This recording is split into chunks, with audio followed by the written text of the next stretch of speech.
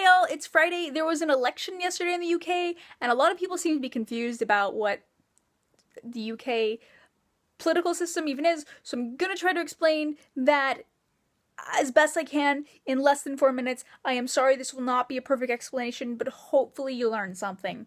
So, first of all, I'm gonna mostly compare it to the US. Sorry, by the way, if you're not from the US, but most people I've seen wondering about this are from the US just because I know lots of people from the US.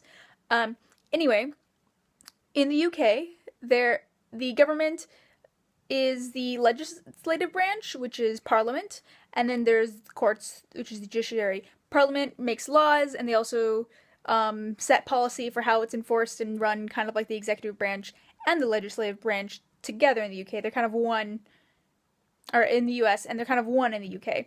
And we're going to ignore the courts right now. So in Parliament, there are two houses. Also the Queen does some stuff, but it's mostly doesn't matter. It may matter, but just isn't not for right now. So there's two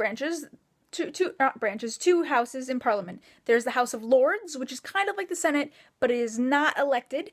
And then which the Senate used to not be elected, but this is about the UK. And then there's the House of Commons, which is what we were voting on yesterday. The House of Commons is kind of like the House of Representatives. There are 650 constituencies across the UK, and each constituency, the people there vote for their member of Parliament. So each one has a handful of people standing for election. They'll have a Tory, or which is also called Conservative, somebody from Labour, sometimes somebody from, depending where you are, Lib Dems, or SNP, which is the Scottish Nationalist Party, or there's the Welsh National Party, which is called Plaid Cymru. There's a whole bunch of parties. There's the Greens, there's UKIP, there's lots. And then if you go to Ireland, Northern Ireland, they've got their own entirely. But anyway, when you vote, people vote both for the party that they want to represent them. So people have been looking at if they're deciding between Theresa May and Jeremy Corbyn. They're making that decision, and there's others, but most people are looking at it in that way. But you're also voting for the person who will actually represent you as your constituency. So there's like your individual member of Parliament. So you might be like, hey, this guy in my constituency is real great, but I really hate their party leader. Or you might be like, I really love this party, but I hate the person running in my constituency. I don't like them at all. Or you could be in the situation of, I really like this party, but they don't have somebody standing in my constituency. I can't vote for them.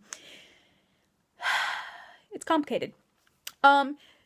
So whatever, everybody votes, and then what happens is basically the largest party hopefully has a majority of seats, so they have at least 326, so it's half plus one.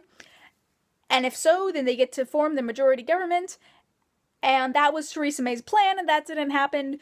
She didn't get enough for a majority. She lost 12 seats and lost her majority. So yeah, now we have a confusing situation called a hung parliament, and I am running out of time to explain this, and I don't really even understand it, but basically we'll have a minority party controlling the government, and they'll basically just be asking DUP, which is a Northern Irish party, which I'm going to go research about and tell you about tomorrow.